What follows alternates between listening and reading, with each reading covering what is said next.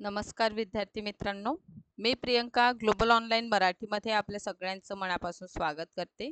आज आपण महाराष्ट्र सेट परीक्षा पेपर क्रमांक 2 इतिहास या विषयासाठी 2021 चा क्वेश्चन पेपर आपण डिस्कस करणार आहोत. 2021 क्वेश्चन पेपर हा एक्झामिनेशन साठी अत्यंत महत्त्वपूर्ण आहे. 21 च्या क्वेश्चन पेपर मधील आपण पार्ट 1 जे आहे ते आजच्या सेशन मध्ये आपण जाणून घेणार आहोत. यामध्ये बघा रिपीटेड फॉर्म मध्ये आपल्याला PYQs जे आहे ते टॉपिक रिपीट होताना दिसून येतात. त्यामुळे PYQs चा अभ्यास करणं हे आपल्या एक्झामिनेशनच्या दृष्टिकोनातून अत्यंत महत्त्वपूर्ण ठरतं. त्यामुळे आजच्या सेशन मध्ये पार्ट 1 मध्ये आपण टॉप 15 क्वेश्चन जे आहे 2021 चे आपण डिस्कस करूया. सोबतच महाराष्ट्र सेट परीक्षा इतिहास या विषयातून टार्गेट करीत असणाऱ्या विद्यार्थ्यांसाठी कंप्लीट क्रॅश कोर्स सुद्धा अवेलेबल आहे. आणि या कंप्लीट क्रॅश कोर्स मध्ये आपल्याला डेली बेसिसवर live video lectures plus recorded form मध्ये सुद्धा व्हिडिओ लेक्चर्स अवेलेबल आहे. सोबतच संपूर्ण अभ्यासक्रम हे 10 युनिट मध्ये आपल्याला दिसून येतं. सो टोटल 10 युनिट्सची जी थेअरी आहे ते सुद्धा आपल्याला कव्हर करून मिळेल. संपूर्ण अभ्यासक्रमावर आधारित नोट्स आहे. टोटल 10 युनिट्सच्या नोट्स प्लस तुम्हाला क्लासच्या PDF जे आहे ते सुद्धा प्रोव्हाइड केले जातात. मागील वर्षीची प्रश्नपत्रिका म्हणजेच PYQ सुद्धा अवेलेबल आहे. सरावासाठी MCQs आहे. MCQs युनिट वाईज आपल्याला प्रोव्हाइड केलेले आहे. वीकली टेस्ट ही अवेलेबल आहे. महाराष्ट्र सेट पेपर 2 हिस्ट्रीला जॉईन करण्याची फीस 10,000 आहे. यावर 20% डिस्काउंट मिळेल आणि 8,000 मध्ये आपल्याला पेपर 1 ही मिळेल. म्हणजे पेपर 2 वर पेपर 1 फ्री ऑफ कॉस्ट आहे. सो हे ऑफिशियल नंबर्स आहे, यांवर कॉन्टॅक्ट करा आणि आजच कोर्सला जॉईन व्हा. या व्यतिरिक्त आपण प्ले स्टोर वरून ग्लोबल ऑनलाईन ॲप डाउनलोड करा. स्टोअर ऑप्शनला सिलेक्ट करून हिस्ट्रीचा कोर्स सर्च करा. सो हिस्ट्रीचा इंटरफेस आपल्याला दिसून येईल. सरळ इथूनही आपण कोर्सला बाय करू शकता किंवा मग ऑफिशियल नंबर्स आहे, यांवर कॉन्टॅक्ट करा आणि कोर्सला जॉईन व्हा. आता कोर्स जॉईन केल्यानंतर कॉन्टेंटच्या सेक्शन मधून आपण सगळ्याच टेस्ट जी आहे ते आपण देऊ शकतो. सो आजच्या सेशन मध्ये आपण क्वेश्चन आन्सर स्टार्ट केलेले आहे. सो पहिला प्रश्न आहे, खालीलपैकी कोणती पद्धत ही पुरातत्वीय स्थळांना समवेशनाची शास्त्रीय पद्धत नाही? तर ए आहे लेसिस परिदर्शक, बी आहे हवाई छायाचित्रण, सी आहे विद्युत प्रतिरोध सर्वेक्षण आणि डी आहे गावाच्या अभ्यासाचे नाव. सो यामध्ये व्हेरी करेक्ट आन्सर आपल्याला दिसून येते गावाच्या अभ्यासाचे नाव हे संबंधित नाही. सो नेक्स्ट क्वेश्चन 2 आपल्याला दिसून येतं, खालीलपैकी कोणते स्थळ नवाश्म कालखंडाशी संबंधित नाही? डायरेक्ट प्रश्न नवपाषाण स्थळांवर विचारलेला आहे. नवपाषाण स्थळ यापैकी कोणता नाही म्हणून. ओके, सो ए आहे बुर्जहोम, बी आहे चिराद, सी आहे टेक्कलकोटा आणि डी आहे अहिछत्र. आता एन्शंट हिस्ट्री मधून जे आपले साइट्स आहे त्यावर सुद्धा प्रश्न आपल्याला विचारताना दिसून येतात. सो डायरेक्ट प्रश्न इथे विचारलेला आहे की कोणतं नवाश्म युगाचा स्थळ नाही? सो ऑप्शन डी अहिछत्र जे आहे ते आपल्याला नवाश्म युगीन स्थळ दिसून येत नाही. या व्यतिरिक्त बुर्जहोम, चिराद, टेक्कलकोटा हे आपल्याला दिसून येते नवाश्म म्हणजे निओलिथिक पिरियड मधील हे काय आहे स्थळ आहे. सो म्हणून इथे जे आपलं ऑप्शन करेक्ट आहे ऑप्शन डी आहे. क्वेश्चन 3 आहे आपलं, महाराष्ट्रातील डॅश या महापाषाणिक स्थळांच्या उत्खननात लोखंड वितळण्याच्या भट्टींचे अवशेष सापडले आहे. आता बघा हे महापाषाण स्थळ याविषयी हा प्रश्न दिसून येते. महापाषाण मेघालिथिक साइट्स जी आहे महाराष्ट्रामध्ये कुठे आपल्याला लोखंड वितळवण्याचं भट्टीचे अवशेष दिसून येतात? ए आहे माहुरझरी, बी आहे बोरगाव, सी आहे जुना पाणी आणि डी आहे वैकुंठ. सो महाराष्ट्रातील आपण बघतो की नैकुंड जे आहे, नैकुंड या महापाषाणिक स्थळामध्ये आपल्याला लोखंड वितळवण्याचे भट्टी जे आहे या भट्टीचे प्रमाण आपल्याला मिळालेले आहे. त्यामुळे इथे योग्य उत्तर जे आहे आपलं ऑप्शन क्रमांक डी आहे. तर ऑप्शन डी सोबत आपण जाणार. समोर जाऊया आपण. नेक्स्ट क्वेश्चन आहे क्वेश्चन 4. यामध्ये हडप्पाकालीन दफनभूमी डॅश येथे सापडली नाही. बरं, सो सरळ प्रश्न आहे इंडस व्हॅलीवर म्हणजे हडप्पा सभ्यतावर आपल्याला हा प्रश्न दिसून येतं. म्हणजे आपण म्हणू शकतो हा सुद्धा आपला PYQ टॉपिक आहे. बघा हडप्पाकालीन दफन विधी डॅश येथे सापडली नाही. पूर्ण प्रश्न वाचायचं. ए आहे फरमाना, बी आहे राखीगढी, सी दिसून येतं आपल्याला सुरकोतडा आणि डी आहे कुंतासी. सो हडप्पाकालीन दफनभूमी आपल्याला कुंतासी येथे सापडलेली नाही. कुठे नाही मिळाली आपल्याला? कुंतासी या ठिकाणी आपल्याला दिसून येत नाही. त्यामुळे इथे योग्य उत्तर जे आहे आपलं ऑप्शन क्रमांक डी अत्यंत योग्य असं आन्सर असणार आहे. यानंतर आहे क्वेश्चन 5 कडे आपण जाऊया. क्वेश्चन 5 आहे की हडप्पा संस्कृतीतील राखी गडी हे ठिकाण डॅश येथे आहे. सो राखी गडी कुठे आहे? ओके, ए आहे बघा. सरळ आपण बघतो की सिंधू घाटी सभ्यतेतील प्रमुख स्थळे आहे ना. सिंधू सभ्यतेतील प्रमुख स्थळे हे सुद्धा प्रश्न आपल्याला PYQ च्या रूपात जे आहे 2021 च्या एक्झामिनेशन मध्ये विचारलेलं दिसून येतं. तर लक्षात घ्या, हडप्पा संस्कृतीतील राखी गडी कुठे आहे? ए हरियाणातील हिंसार जिल्हा, बी आहे उत्तर प्रदेशातील मुझफ्फरनगर, सी आहे हरियाणातील रोहतक जिल्हा आणि डी आहे पंजाब मधील रूपनगर. आता राखी गडी हा प्लेस कुठे आहे असं आपल्याला सरळ सरळ प्रश्न जे आहे ते विचारलेलं दिसून येतं. ओके, सो हडप्पा संस्कृतीमध्ये राखी गडी कुठे येणार? तर हरियाणा मधील हिंसार जिल्ह्यामध्ये आपण बघतो की राखी गडी जे आहे ते सिंधू घाटी सभ्यतेतील एक स्थळ जे आहे ते आपल्याला मिळालेलं आहे म्हणून. त्यामुळे इथे योग्य उत्तर जे आहे ऑप्शन ए आपल्याला योग्य दिसून येतं. नेक्स्ट प्रश्न आहे क्वेश्चन 6 नंबरचा हा आपला प्रश्न आहे, ज्यामध्ये वैदिक ग्रंथात विहीला काय डॅश असे म्हणतात. म्हणजे विही आपण वैदिक सभ्यता बघतो, तर वैदिक सभ्यतेमध्ये आपण त्यांचं अर्थव्यवस्था, राज्यव्यवस्था, राजनैतिक म्हणजे राजकीय प्रशासन व्यवस्था कशा प्रकारचं होतं.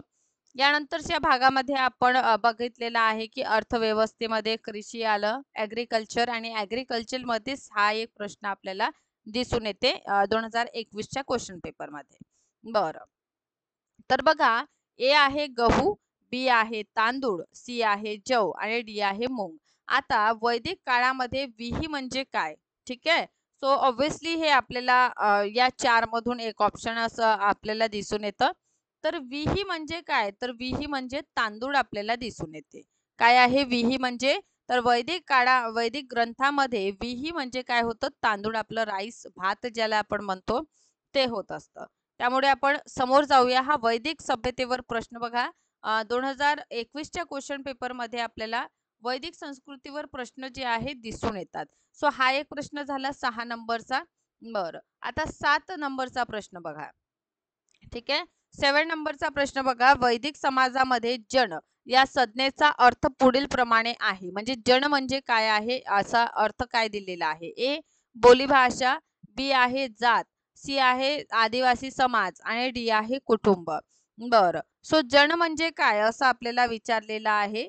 ठीक आहे, सो जन जे आहे ना ते आपल्याला समाज दिसून येतं है ना. त्यामुळे योग्य उत्तर जे आहे ऑप्शन सी आपल्याला मिळालेला आहे. नेक्स्ट आहे क्वेश्चन 8. सो क्वेश्चन 8 बघा.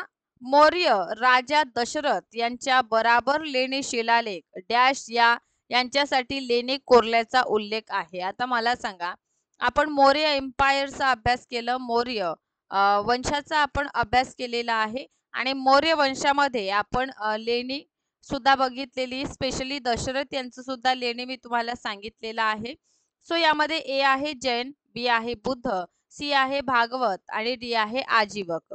आता मला सांगा, मौर्य सम्राट आपण बघतो की दशरथ यांच्या काळामध्ये त्यांनी बाराबर गुहा जे आहे, लेणी ज्याला आपण म्हणतो बराबर लेणी, हे शिलालेख कोरलेले आहे आणि बारबार लेणी जी आहे आजीवकांना दिलेली आपण उल्लेख सुद्धा पाहिलेला आहे. ठीक आहे, सो इथे योग्य उत्तर काय राहणार आहे? ऑब्विसली ऑप्शन क्रमांक डी राहणार, कारण आजीवकांसाठी त्यांनी हे लेणी दिल्याचा उल्लेख आपण या मध्ये अभ्यास केलेला आहे है ना. सो यामुळे इथे उत्तर जे आहे आजीवक ऑप्शन डी आहे. नेक्स्ट बघा, बिंबिसाराचा राजवैद्य पुढील प्रमाणे कोण होता? आता मला सांगा, आपण हर्यक वंशाचा अभ्यास केलेला आणि हर्यक वंशाचे जे संस्थापक आपल्याला दिसून येते ते बिंबिसार दिसून येते. बरोबर आहे, बिंबिसार आपल्याला दिसून येतात. आणि मौर्य वंशामध्ये आपण बिंदुसार यांचा अभ्यास करतो. कुठे अभ्यास करतो? मौर्यांचं जेव्हा आपण वंशाचा जेव्हा आपण अभ्यास करतो त्यावेळी आपण बिंदुसार यांच्याविषयी सुद्धा अभ्यास केलेला आहे. तर बिंबिसाराचं राजवैद्य कोण होते? ए आहे चेल्लण्णा, बी आहे जीवका, सी आहे खेमा आणि डी आहे चेतका. तर मला सांगा, अवंती येथे बिंबिसार यांनी आपला राजवैद्य म्हणून पाठवलेला होता. तर कोणाला पाठवला होता? तर ऑप्शन बी जीवक यांना पाठवलेलं होतं. कारण लक्षात घ्या, जीवक जे आहे ते राजवैद्य होते. कोणाचे? बिंबिसाराचे. बिंबिसार कोण आहे? तर हर्यक वंशाचे हे शासक आपल्याला दिसून येतात. ओके, सो अशा प्रकारे हा आपला क्वेश्चन क्रमांक 9 झालेला. ठीक आहे. क्वेश्चन 9 आपल्याला हा दिसून येते. नेक्स्ट वन क्वेश्चन बघा, ते क्वेश्चन क्रमांक 10 आहे.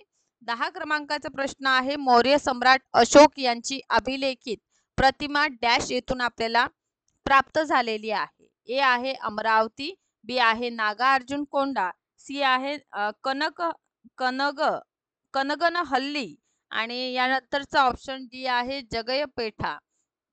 बरं, सो मौर्य सम्राट अशोक यांचं अभिलेखीय प्रतिमा आपल्याला कुठे मिळालेली आहे? सो या प्रश्नाचं अगदी योग्य उत्तर आहे संगनन हल्ली, ऑप्शन क्रमांक सी. ठीक आहे, योग्य उत्तर आपल्याला दिसून येतं. नेक्स्ट प्रश्नाकडे जाऊया आपण. नेक्स्ट आपला 11 नंबरचा प्रश्न आहे. सर्वप्रथम भारतवर्ष याचा उल्लेख कोणत्या अभिलेखात सापडलेले आहे? ए आहे गिरणाल येथील सम्राट अशोकाचा अभिलेख, ऑप्शन बी आहे हाती गुंफा खारवेल राजाचा अभिलेख, सी आहे समुद्रगुप्त प्रयाग प्रशस्ती आणि डी आहे रुद्रदमनचा जुनागड येथील प्रशस्त लेख. आता इथे काही गोष्टी लक्षात घ्या. पुरातत्वीय जे आपल्याला साक्ष मिळतात किंवा पुरातत्व शिलालेख जे आहे यांचा जेव्हा आपण अभ्यास करतो, तर सेट एक्झामिनेशन मध्ये दरवर्षी आपण बघतो, जसं 2023चा जर विचार केलेला तर 2023 मध्ये सुद्धा या भागातून शिलालेखातून आपल्याला जे सोर्सेस आहे ना एन्शियंट हिस्ट्रीचे, सो या सोर्सेस मधून आपल्याला प्रश्न विचारलेले दिसून येतात. कारण सोर्सेस जे आहे हिस्ट्रीचा एक महत्त्वपूर्ण पार्ट आपल्याला दिसून येतं. त्यामुळे लक्षात घ्या, सर्वप्रथम भारतवर्ष असा उल्लेख आपल्याला देणारा जो पुराभिलेख आहे, रेकॉर्ड जे आहे ते म्हणजे हाती गुंफा यांचा अभिलेख, खारवेल यांचा हाती गुंफा अभिलेख आपल्याला दिसून येतं. कोणता हा अभिलेख आहे? तर खारवेल यांचा हाती गुंफा अभिलेख आहे, ज्यामध्ये जैन धर्माचा प्रथम उल्लेख करणारा हा ग्रंथ आहे. यासोबतच खारवेल हा शासक असतो चेदी वंशाचं आणि त्यांचे टाइम पिरियड मधील प्रमुख जे घटना आहे ते आपल्याला या अभिलेख म्हणजे हाती गुंफा अभिलेखांमध्ये आपल्याला दिसून येतं. त्यामुळे इथे योग्य उत्तर जे आहे ऑप्शन क्रमांक बी आपल्याला दिसून येते. नेक्स्ट आहे क्वेश्चन क्रमांक 12 आपल्याला दिसून येईल की शिलालेखाच्या शोधानंतर कुशाण राजवंशाच्या वंशावळीवर नवा प्रकाश पडला. म्हणजे असा कोणता शासक आहे ज्यांच्या अभिलेखातून म्हणा शिलालेखातून म्हणा आपल्याला कुशाणाची वंशावळी मिळतं. आणि हा प्रश्न मी तुम्हाला जेव्हा कनिष्क यांच्याविषयी सांगितलेलं होतं त्यावेळेस तुम्हाला मी कुशाण शासक कनिष्क किंवा विम कडफिसेस असो कुडुल कडफिसेस असो, सो हेच टॉपिक स्टार्ट करण्यापूर्वीच मी तुम्हाला शिलालेखांविषयी सांगितलेलं आहे. तर त्या भागामध्ये हे आपण कव्हर केलेलं आहे. सो ऑप्शन ए आहे राबतक अभिलेख, ऑप्शन बी आहे कंदहार, सी आहे तक्षशिला आणि डी आहे बामियान. सो कुशाणाच्या वंशावळी आपल्याला राबतक अभिलेखातून मिळते.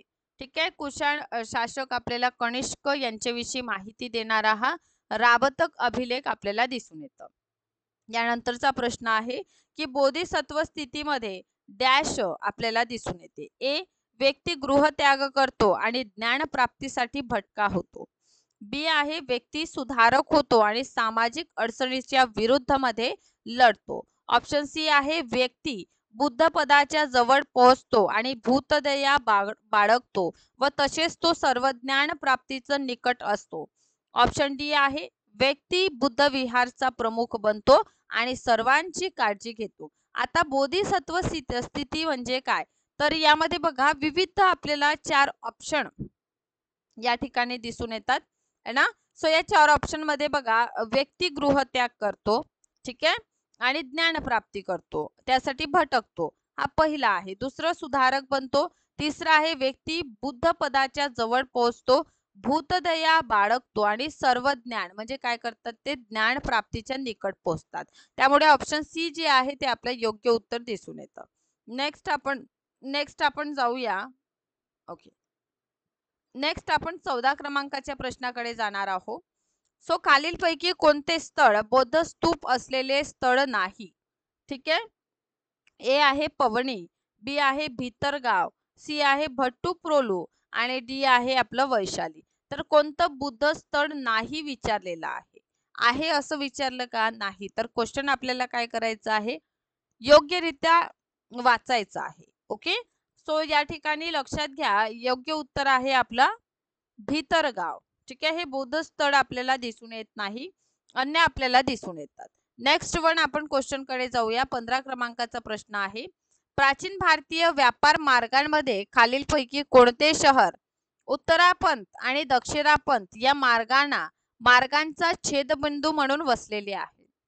बर, उत्तर आणि दक्षिण याचा छेदबिंदू असं आपण कशाला म्हणतो? ए मथुरा, बी आहे प्रयाग, सी आहे द्वारका आणि डी आहे हम्पी.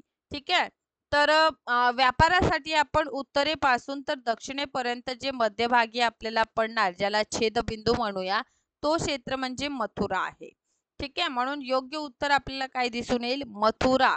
ऑप्शन क्रमांक ए सोबत आपण जाणार आहोत. नेक्स्ट वन बघा. नेक्स्ट प्रश्न आहे आपला 16 क्रमांकाचं. महाराष्ट्रातील डॅश या स्थळावरून पॉसिडॉन या रोमन सागरी देवतांची प्रतिमा मिळालेली आहे. ठीक आहे, सो आपल्याला कुठे दिसून येतात अशा प्रकारची प्रतिमा?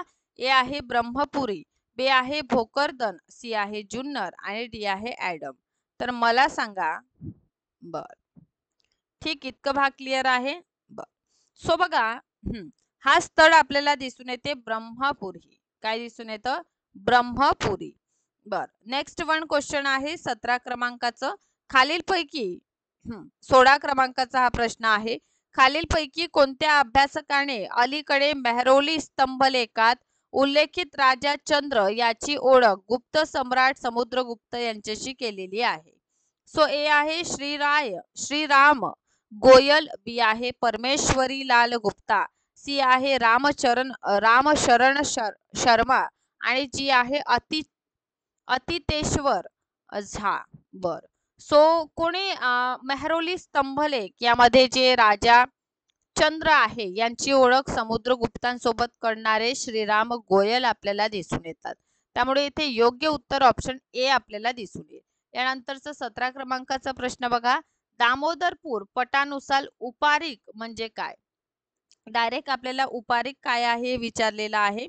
ए आहे दरबारचा हा अधिकारी असायचा उपारिक, बी आहे प्रांतीय अधिकारी म्हणजे उपारिक होतं, ऑप्शन सी आहे ग्राम अधिकारी म्हणजे उपारिक, की ऑप्शन डी व्यापार उद्यम अधिकारी म्हणजे उपारिक. तर मला सांगा, दामोदरपूर पटानुसार उपारिक कोण होते? तर हे प्रांतीय अधिकारी होते म्हटलं. ठीक आहे, कोण होते? हे प्रांतीय अधिकारी आपल्याला दिसून येतात, जे काय होते? उपरीक असं म्हटलं जात. नेक्स्ट प्रश्न आहे 17 क्रमांकाचा. 18 क्रमांकाचा. डॅश या बोधिसत्वांच्या अनेक प्रतिमा गांधार कलेत सापडल्या आहे? ए आहे मैत्रेय, बी आहे मंजुश्री, सी आहे समंतभद्र आणि डी आहे आकाशगर्भ. बर, सो आपल्याला काय दिसून येतात? कोणत्या बोधिसत्वाच्या अनेक प्रतिमा आपल्याला गांधार कलेत सापडतात? तर हे आपल्याला मैत्रेय या बोधिसत्वाच्या अनेक प्रतिमा आपल्याला गांधार कलेमध्ये सापडताना दिसून येतात. त्यामुळे नेक्स्ट प्रश्न घेऊया. 19 क्रमांकाचा हा प्रश्न आहे. यामध्ये बघा, खालीलपैकी कोणत्या गुप्त सम्राटाने गेंडाचे अंकण असणारे सुवर्ण नाणे काढले? ठीक आहे, सो खालीलपैकी हा कोणता शासक आहे? बघा, गुप्तकालीन नाणे यावर प्रश्न विचारतात. गुप्तकालीन कॉइन्स जे आहे, मुद्रा जी आहे, हा एक महत्वपूर्ण टॉपिक आपल्याला एक्झामिनेशनच्या दृष्टिकोनातून दिसून येतं. ठीक आहे, लास्ट इयर जरी यावर प्रश्न नसले तरीही आपण काय बघतो, या पूर्वीचे जे काही आपण बघत असतो, जे काही आपलं या प्रिव्हियस सेशन चे जे क्वेश्चन पेपर आहे त्यामध्ये सुद्धा आपल्याला गुप्तकालीन मुद्रा यांवर प्रश्न जे आहे ते विचारलेले दिसून येतात. ओके, सो खालीलपैकी कोणत्या ओके, खालीलपैकी कोणत्या गुप्त सम्राटाने गेंडांचे अंकण असणारे सुवर्ण नाणे काढले आहे? ए आहे चंद्रगुप्त द्वितीय, बी आहे समुद्रगुप्त, सी आहे प्रथम कुमारगुप्त आणि डी आहे स्कंदगुप्त. सो हे कोण आहे ज्यांनी गेंड्यांचे अंकन करणारे सुवर्ण नाणी जे आहे ते काढलेले आहे? ठीक आहे.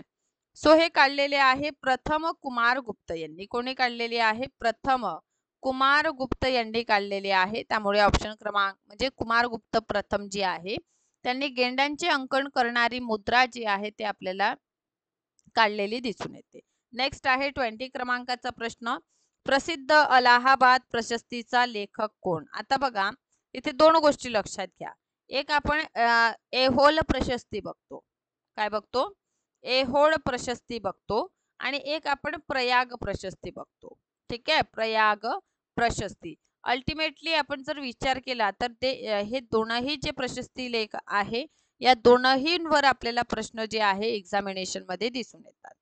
सो प्रसिद्ध अलाहाबाद प्रशस्तीचा लेखक कोण? ए हरिसेन, बी कालिदास, सी शूद्रक आणि डी आहे रविकीर्ती. सो अलाहाबाद प्रशस्ती विचारली तर हरिसेन ऑप्शन येणार, करेक्ट उत्तर ए येणार. आणि जर एहोल प्रशस्ती विचारली तर रविकीर्त आन्सर येताना आपल्याला दिसून येतो. ठीक आहे. सो हे दोनही प्रशस्ती जे आहे त्यांना आपल्याला लक्षात घ्यायचं आहे. नेक्स्ट आहे प्रश्न. जुनागड शिलालेखांमध्ये रुद्रदमनला खालीलपैकी कोणते बिरुद वापरलेले आहे? रुद्रदमन विषयी प्रश्न आहे शकांविषयी. ए आहे चक्रवर्ती, बी आहे दक्षिणापथ स्वामी, सी आहे समुद्राचा राजा आणि डी आहे महाराज. सो जुनागड शिलालेखामध्ये आपण काय बघतो? रुद्रदमन जे आहे त्यांच्यासाठी दक्षिणापथ स्वामी ऑप्शन बी. ठीक आहे, दक्षिणापथ स्वामी हे बिरुद वापरलेले आहे. ठीक आहे, जुनागड अभिलेखाचा जेव्हा आपण अभ्यास करतो त्यामध्ये आपण हा उल्लेख पाहतो. नेक्स्ट वन आहे वैशाली येथील द्वितीय धर्मसंगीती यांच्या अध्यक्षतेखाली संपन्न झाली. ए आहे संभूती, सी आहे उपगुप्त, सी आहे रेवत आणि डी आहे सबकामी. आता मला सांगा बौद्ध संगीती आपल्याला विचारली जातं. ठीक आहे. सो यामध्ये सरळ सरळ प्रश्न आहे की याचं अध्यक्ष कोण होतं वैशाली येथे भरलेल्या द्वितीय बौद्ध समितीचं? सो हे काय होते? सबकामी होते, ऑप्शन डी. ओके, हे चारही करून घ्या. यामध्ये कोणतंही आपल्याला स्किप जे आहे ते आपल्याला करायचं नाही आहे. व्यवस्थितरित्या आपल्याला हे सगळ्या गोष्टी जे आहे अभ्यासाव्या लागणार. नेक्स्ट प्रश्न आहे खालीलपैकी कोणता सती प्रथेचा उल्लेख करणारा प्राचीन ज्ञात शिलालेखीय स्त्रोत आहे? ए आहे भानुगुप्त यांचा एरण स्तंभलेख, बी आहे कुमारगुप्त प्रथम यांचा बिलसड स्तंभलेख, सी आहे चंद्रगुप्त द्वितीय यांचा मथुरा स्तंभलेख की ऑप्शन डी समुद्रगुप्त यांचा अलाहाबाद स्तंभलेख. ठीक आहे. भानुगुप्त यांचा एरण अभिलेख हा प्रथम आपल्याला अभिलेख आहे जे आपल्याला सती प्रथेविषयी काय करतो? उल्लेख देतो. ठीक आहे. सो भानुगुप्त यांचं एक सामंत असतो गोपराज. जेव्हा हे युद्धामध्ये जातात तेव्हा गोपराज यांचा मृत्यू होतो आणि गोपराज यांची पत्नी हे सती जाते. नेक्स्ट आहे अमरावती स्तूपाची निर्मिती कोणत्या राजवटीमध्ये झाली? आपण गांधार, मथुरा आणि अमरावती शैलींचा अभ्यास करतो. डायरेक्ट प्रश्न आहे. ठीक आहे. ए आहे सातवाहन, बी आहे चोल, सी आहे पांड्य आणि डी आहे चेर. सो अमरावती स्तूप जे आहे याची निर्मिती सातवाहनांच्या काळात आपण बघतो. त्यामुळे ऑप्शन ए इथे योग्य उत्तर आपल्याला दिसून येतं. चला नेक्स्ट वन कडे आपण जाणार आहोत. नेक्स्ट बघा, वाकाटक राजघराण्यांच्या खालीलपैकी कोणत्या राजाने सम्राट ही उपाधी घेतली? आता मी तुम्हाला वाकाटकांविषयी सांगितलं होतं. ठीक. सो ए आहे विद्याशक्ती जे संस्थापक आपल्याला दिसून येईल, बी आहे रुद्रसेन पहिला, सी आहे प्रवरसेन पहिला आणि डी आहे पृथ्वीसेन पहिला. आता मला सांगा, नेहमी मी तुम्हाला सांगत असते जसे श्रीगुप्त घ्या, घटोत्कच घ्या, हे महाराज उपाधी घेतलेले आपल्याला शासक दिसून येतात.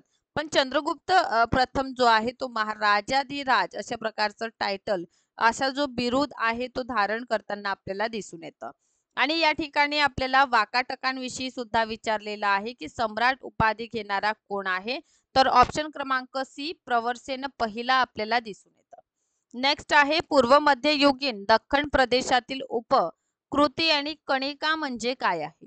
तर हे एक राण्यांची नावे आहे. बी हे एक पारंपरिक कर आहे. सी धातू शुद्धता तपासण्याची ही पद्धत आहे. की डी सरंजामदार समान वंदना देण्याची ही पद्धत आहे. सो पूर्व मध्ययुगीन दख्खन प्रदेशामध्ये उपकृती आणि कणिका म्हणजे काय? तर कणिका आणि उपकृती हे काय आहे? पारंपरिक कर आहे. काय आहे? पूर्व मध्य काळामधील पारंपरिक कर होते उपकृती आणि कणिका. ओके, सो नेक्स्ट वन बघा.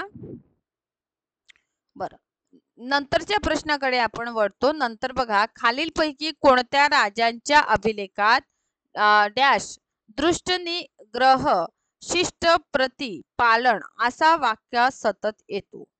ए आहे होयसल, बी आहे चालुक्य, सी आहे राष्ट्रकूट आणि डी आहे यादव.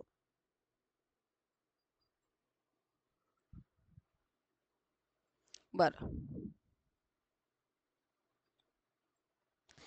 सो यामध्ये आपण काय बघतो की असा कोणता शासक आहे ज्यांच्या वाक्यांमध्ये दृष्टीनिग्रह शिष्ट प्रती पालन असं वाक्य आढळतो? तर हे आहे होयसल यांच्या वाक्यात आपल्याला असं प्रोनाउन्सिएशन वापरलेलं दिसून येतं. यानंतरचा प्रश्न आहे 11व्या. यानंतरचा प्रश्न बघा, 11व्या शतकातील सुप्रसिद्ध चोर पंचसिक म्हणजे प्रेमचोरची रचना कोणी केली? ए बिल्हण, बी कल्हण, सी हेमाद्री आणि डी आहे सोमेश्वर. सो प्रेमचोर किंवा चोर पंचसिक हे बिल्हण यांची रचना आहे. 11व्या शतकामध्ये बिल्हण यांनी चोर पंचसिक म्हणजे प्रेमी चोर ही रचना जी आहे ते रचलेली आपल्याला दिसून येतं. त्यामुळे इथे योग्य उत्तर आपल्याला ऑप्शन क्रमांक ए दिसून येईल. नेक्स्ट प्रश्नाकडे आपण जाणार आहोत. नेक्स्ट बघा, पेरियाल वार आणि नम्माल वार हे कवी खालीलपैकी कोणत्या धार्मिक परंपरेशी संबंधित आहे? ए आहे महानुभाव, बी आहे आजीवक, सी आहे अलवार आणि डी आहे नयनार. सो पेरियाल वार आणि नम्माल वार हे अलवार संत आपल्याला दिसून येतात. कोणते संत आहे हे? अलवार. नयनार म्हणजे कोण? तर जे शिवभक्त आहे ते नयनार आणि जे विष्णू भक्त आहे ते म्हणजे अलवार आपल्याला पाहायला मिळतात. सो ऑप्शन सी इथे योग्य उत्तर आहे. नेक्स्ट प्रश्न आहे, पूर्व मध्ययुगीन दख्खनच्या परदेशात नव्याने पिकलेल्या तांदूळाचा काही भाग देवालय, ब्रह्म वृद्ध शासक आणि विविध श्रमजीवी वर्गांमध्ये वितरित करण्याच्या पद्धतीला डॅश असे संबोधले जाते?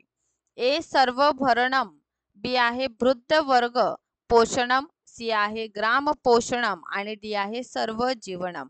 सो पूर्व मध्य कालाविषयी प्रश्न आपल्याला दिसून येतं की पूर्व मध्यकालीन दख्खनच्या प्रदेशात नव्याने जो तांदळाचा भाग आहे तो देवालय, ब्रह्म वृद्ध शासक आणि विविध श्रमजीवी वर्गांमध्ये डिवाइड केला जायचं म्हणजे वितरण केलं जायचं.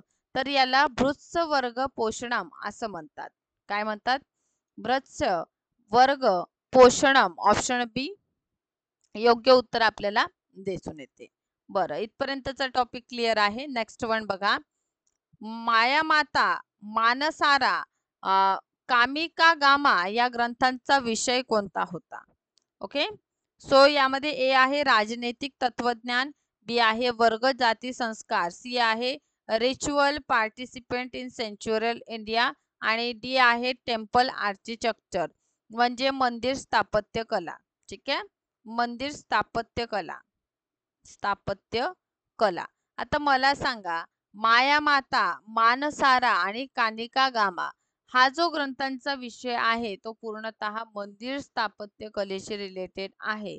हे जे आहे टेम्पल आर्किटेक्चर याच्याशी रिलेटेड आपल्याला दिसून येतं. ठीक आहे, त्यामुळे इथे योग्य उत्तर जे आपल्याला दिसून येईल ऑप्शन डी आपल्याला दिसून येतं. नेक्स्ट बघा, तेवर रम्मे खालीलपैकी कोणत्या धर्म परंपरेशी जोडले गेले? ओके, ऑप्शन ए आहे तांत्रिक बुद्ध धर्म, बी आहे तांत्रिक जैन धर्म, सी आहे शैव पंथ की डी वैष्णव पंथ. तर तेवरम हे देवरम्हे हे जे आहे आपण बघतो की शैव, ठीक आहे, पंथ जे आहे त्यांच्याशी रिलेटेड आपल्याला पाहायला मिळतात. त्यामुळे इथे ऑप्शन क्रमांक सी जे आहे ते आपल्याला योग्य उत्तर या ठिकाणी दिसून येतं. नेक्स्ट कडे जाऊया. 14व्या शतकात गजनी आणि काबूलवरून दिल्लीला येणाऱ्या सत्ता डॅश मार्गे होता. ए लाहोर, बी मुलतान, सी अमृतसर आणि डी उदयपूर. सो 14व्या शतकामध्ये गजनी आणि काबूलवरून दिल्लीला येण्याचा मार्ग म्हणजे कोणता होता? तर मुलतानचा मार्ग होता. कोणता मार्ग होता? मुलतानचा मार्ग आपल्याला दिसून येतो. नेक्स्ट वन आहे, कुतुबुद्दीन ऐबकांच्या मृत्यूनंतर पुढील पैकी कोणी सिंधमध्ये स्वतंत्र सत्ता घोषित केली? ए आहे बख्तियार खिलजी, बी आहे जलालुद्दीन मकबरनी, सी आहे अली मर्दान आणि डी आहे कुबाचा. बर, तर कुतुबुद्दीन ऐबक यांच्या मृत्यूनंतर आपण काय बघतो की सिंध पहा, मोहम्मद घोरी आपण बघतो, गोरीचे आपण 4 गुलाम बघतो. या 4 गुलामांमध्ये आपण एक तर बघतो हे कुतुबुद्दीन ऐबक ज्यांना दिल्लीचा क्षेत्र देण्यात आलेला होता, ठीक आहे. यामध्ये आपण आणखीन एक गुलाम म्हणजे कुबाचा बघतो, नासरुद्दीन कुबाचा. सो नासरुद्दीन कुबाचा जो आहे त्यांना सिंध हा क्षेत्र दिला होता. आणि जेव्हा आपण बघतो की 1210 मध्ये कुतुबुद्दीन ऐबकांचा मृत्यू होतो, त्यावेळी हे जे आहे हे म्हणजे कोण, तर नासरुद्दीन कुबाचा जो आहे तो सिंध क्षेत्राला स्वतंत्र शासक म्हणून स्वतःला घोषित करताना आपल्याला दिसून येतात. त्यामुळे इथे योग्य उत्तर जे आहे ऑप्शन क्रमांक डी आहे. नेक्स्ट वन आहे, दख्खन मध्ये दौलताबाद व्यतिरिक्त कुठे आपल्याला तुगलक स्थापत्य कलेचं उदाहरण सापडतात? बरं, दख्खन मध्ये दौलताबाद व्यतिरिक्त विचारलेलं आहे कुठे मिळतं? वारंगल मधील खुशमहल आहे, हैदराबाद मधील दुर्गम चेरू आहे, सी आहे विजापूर मधील ताज बाबडी आणि डी आहे बिदर मधील मदरसा. सो दख्खन मधील दौलताबाद व्यतिरिक्त आपल्याला वारंगळ मधील खुशमहल हे तुगलक काळातील स्थापत्य कलेचे उदाहरण दिसून येतात. त्यामुळे ए आन्सर ए जे आहे वारंगळ मधील खुशमहल हे योग्य उत्तर आपल्याला या ठिकाणी दिसून येईल. सो नेक्स्ट वन प्रश्न आहे, 15व्या शतकात डॅश यांनी मंदिरांना दान देऊन अभिजात तमिळ शेतकरी वर्गांची जागा बदलण्याचा प्रयत्न केला? तर ए आहे पांड्य राजा, बी आहे विजयनगरचा राजा, सी आहे नायका आणि डी आहे पल्लेया करार. सो इथे आपल्याला योग्य उत्तर दिसून येते की 15व्या शतकामध्ये नायकांनी मंदिरांना दान देऊन अभिजात तमिळ शेतकरी वर्गाची जागा बदलण्याचा प्रयत्न केलेला दिसून येते, नायका. ठीक आहे. नेक्स्ट वन कडे जाऊया. नेक्स्ट आपल्याला प्रश्न दिसून येईल, दख्खनी 5 सुलतानांपैकी कोणती सल्तनत अफाकी सरदारांद्वारे स्थापन करण्यात आली? बर, सो ए आहे फक्त अहमदनगर आणि बिदर मध्ये, बी आहे बिदर, बरार आणि गोलकोंडा मध्ये, सी आहे विजापूर, बेरार आणि अहमदनगर आणि डी आहे बिजापूर, गोलकुंडा आणि बिदर मध्ये. सो अफाकी सरदारांविषयी आपण बघतो की बिजापूर मध्ये, गोलकोंडा आणि बिदर या ठिकाणी अफाकी सरदार जे आहे यांनी जे आहे सरदारांद्वारे अफवी ज्याला आपण म्हणतो त्यांनी स्थापन केलेला आहे. नेक्स्ट प्रश्न आहे, दंडनीती प्रकारानम कोणी लिहिले? ए आहे केशव पंडित, बी आहे गागा भट्ट, सी आहे निश्वली पुरी आणि डी आहे व्यंकटाध्वरी. सो दंडनीती प्रकरणम हे कोणी लिहिलेलं आहे? केशव पंडित यांचं हे रचना आपल्याला दिसून येते दंडनीती प्रकरणम म्हणून. ठीक आहे. बरं, सो नेक्स्ट वन कडे जाऊया मग आता. ठीक आहे. सो नेक्स्ट वन आहे, काकतीय राजा प्रताप रुद्राचा काळ दख्खन मधील दोन वेगळ्या राज्य व्यवस्थेची सुरुवात करतो असे विधान पुढीलपैकी कोणत्या इतिहासकाराने केले? ए आहे रिचर्ड इटन, बी आहे जॉन एफ रिचर्ड, सी आहे केनेथ आर हॉल आणि डी आहे स्टीवर्ट गार्डन यांनी. सो हे कोणी केलेले आहे? तर हे रिचर्ड इटन यांनी केलेलं आपल्याला दिसून येतं. नेक्स्ट आहे, मदुराई विजम एक संस्कृत साधन आहे आणि यामध्ये डॅश यांचं वर्णन केलेलं आहे. हे मधुरा विजयनगर मध्ये आपण अभ्यास केलेला आहे. ए मलिक काफूर यांच्याद्वारे मदुरा पांड्य राज्यावर हल्ला. बी आहे राजराज चोलांच्या उत्तर भारतातील मोहीम. सी आहे मदुराई प्रदेशातील विजयनगर राज्यांचा विस्तार. की ऑप्शन डी मदुराई आणि इंडोनेशियामधील व्यापारिक संबंध. सो मदुराई विजम जो आहे ते मदुराई जे आहे त्यांचं विजयनगर साम्राज्यामध्ये कसं प्रकारे विलय होतं आणि विजयनगर राज्यांचा विस्तार होणार मदुराई विजयमुळे. सो याविषयी वर्णन केलेलं आहे. सो ऑप्शन क्रमांक सी कडे आपण जाणार आहोत.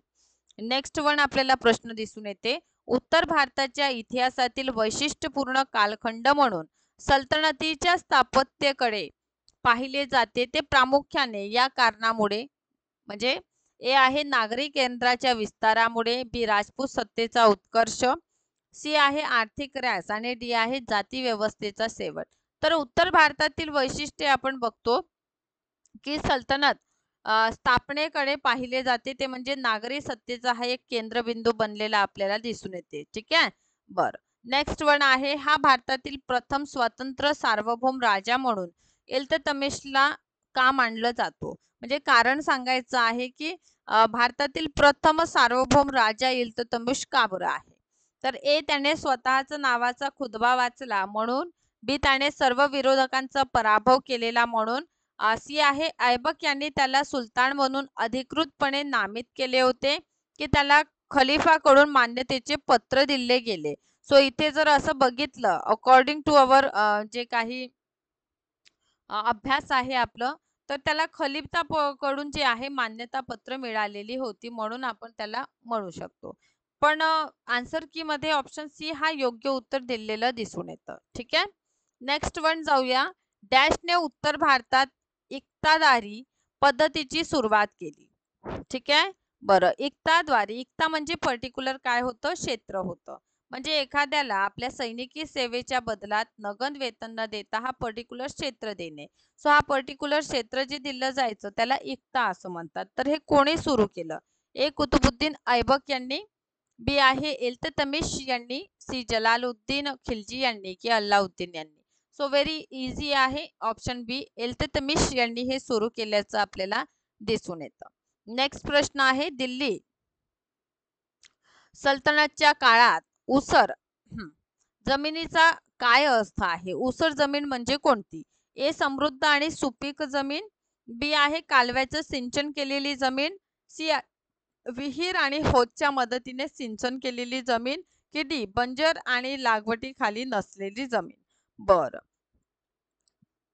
तर बघा उसर म्हणजे काय जे लागवडीखाली नाही म्हणजे एक प्रकारे जी बंजर भूमी आहे त्याला आपण उसर भूमी असं म्हणतो है ना. म्हणून योग्य उत्तर इथे डी आहे. नेक्स्ट बघा छापलेल्या कापडाचा खंड छाप हे नाव कोणत्या सुफी संत वापरतो. ए आहे अमीर खुसरो. बी मुल्ला दाऊद. सी आहे दादू दयाल आणि सी डी आहे मीर मकबूब. तर हे मुल्ला दाऊद जे आहे ना ते हे संत वापरत होते. यानंतर आहे किल्ला राय पिथोरा कुठे अवस्थित आहे. ए दिल्लीमध्ये. बी आहे जौनपूर मध्ये. सी आहे चित्तोड आणि डी आहे कन्नौज. तर हे आहे दिल्लीमध्ये किल्ला राय पिथोरा. यानंतरचा प्रश्न आहे जहांगीर. जहांगीरने उज्जैनला कशासाठी भेट दिली. तेथील राजाला भेटण्यासाठी. जत्रूप या वैष्णव साधूला भेटण्यासाठी. सी आहे त्या परंगणात प्रशासनाची पुनर्रचना करण्यासाठी की डी दक्षिणेत राजकीय राजधानी स्थापन करण्यासाठी. सो जहांगीर उज्जैनला भेट देतात कारण त्यांना जत्रुक या वैष्णव साधू सोबत भेटायचं होतं. यानंतरचा प्रश्न आपल्याला दिसून येते गीतावली कवितावली आणि विनय पत्रिका ही रचना कोणाची आहे. भक्ती आंदोलनामध्ये या टॉपिकचा अभ्यास केलेला आहे आपण. ए आहे तुलसीदास. बी सूरदास. सी चैतन्य आणि डी आहे नामदेव. सो ही रचना कोणाची आहे तर तुलसीदास यांची ही रचना आहे गीतावली कवितावली आणि विनय पत्रिका. यानंतर नेक्स्ट वन आहे ओके शेवटचा प्रश्न आहे मध्यकालीन महाराष्ट्रात माकटक डॅश हा कर होता. ए विणकर. बी आहे रंगारी. सी आहे सुतार आणि डी आहे खंडकारी. सो मध्यकालीन महाराष्ट्रामध्ये विणकर हा कर होता माकटक म्हणून ओळखलं जायचं. ठीक आहे. सो अशा पद्धतीने आपण बघतो आजचे 50 प्रश्न जे आहे ते आपण संपविलेले आहे. अशाच प्रकारे पी-वाय-क्यू सेशन बघत चला आणि यातून जे आहे तुम्ही समजून घ्या की प्रश्न जे आहे अशा स्वरूपाचं आपल्याला येताना दिसून येते. अशाच प्रकारे सेशनला बघत राहा. सेशनला लाईक करा, शेअर करा, चॅनलला सबस्क्राईब करा. Thank you so much.